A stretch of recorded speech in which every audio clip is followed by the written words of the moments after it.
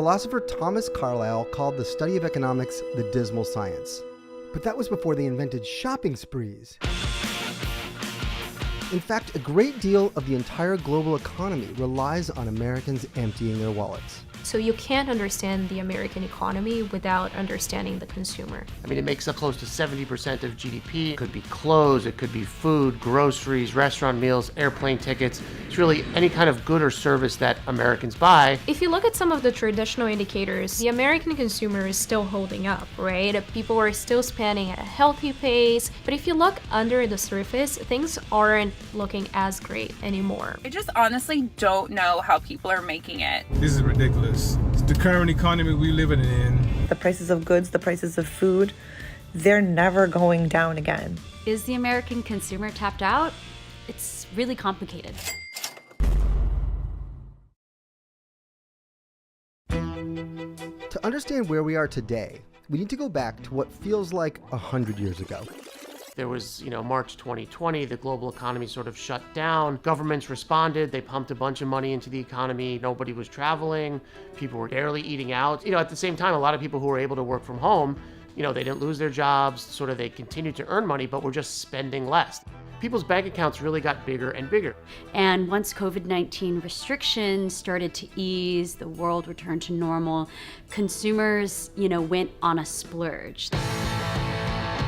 They started revenge spending. People wanted to travel. People were buying luxury goods. People were going out to eat expensive meals.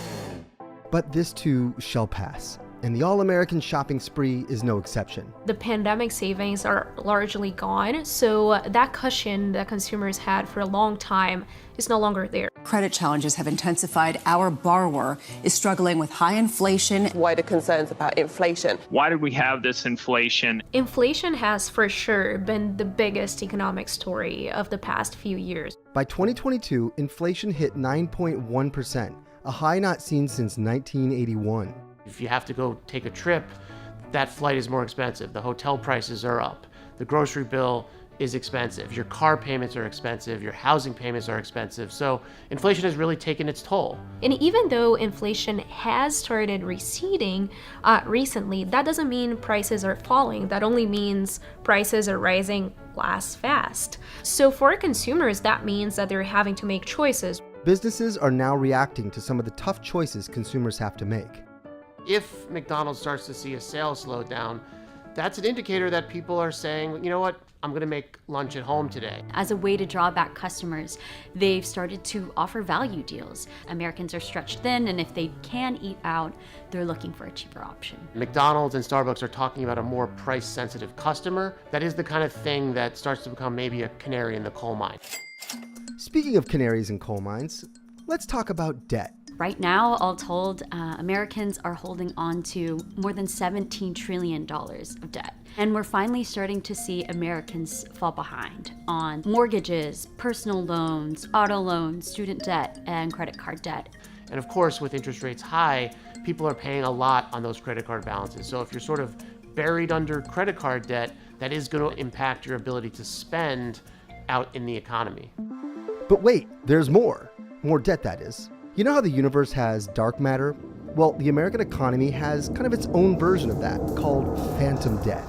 So there's $17.8 trillion of debt that we can see. What some experts are even more scared about is the debt that we can't see, this phantom debt lurking in the economy that could be hiding consumer distress.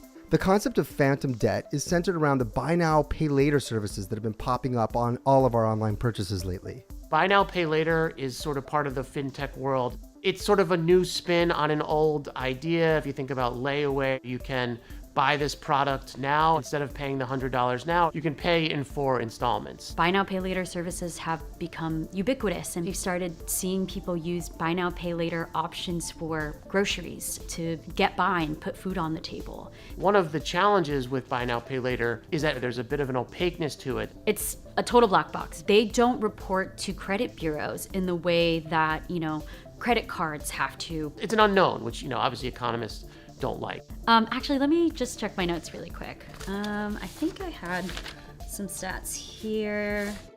So just to pull together some numbers for you, some estimate that buy now, pay later services backstopped about $75 billion in online purchases alone. Others project that the buy now, pay later market could reach $700 billion globally by 2028. Increasingly relying on credit and falling into debt is an indicator that Americans aren't making enough money. Which makes sense, considering wage growth has been slowing down for most of the past 2 years, barely keeping up with inflation. Longer term, wages just have not kept up with the cost of living. There's this new study from JP that shows that for lower income consumers, it's becoming harder and harder to pay their bills. We know that these people, when they have a medical problem, it can send them into bankruptcy. The pain is not reserved exclusively for Americans in the lowest rung of the economy either. While Americans who own homes or have invested in stocks have helped sustain consumer spending, reports have also shown that an alarming number of households with incomes of up to $250,000 a year are now living paycheck to paycheck.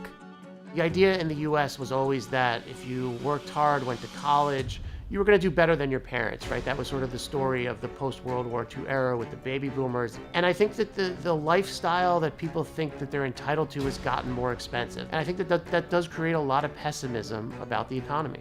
Rising costs, lower wage growth, and unsustainable debt, both known and phantom, add up to quite the triple threat for American consumers of every class.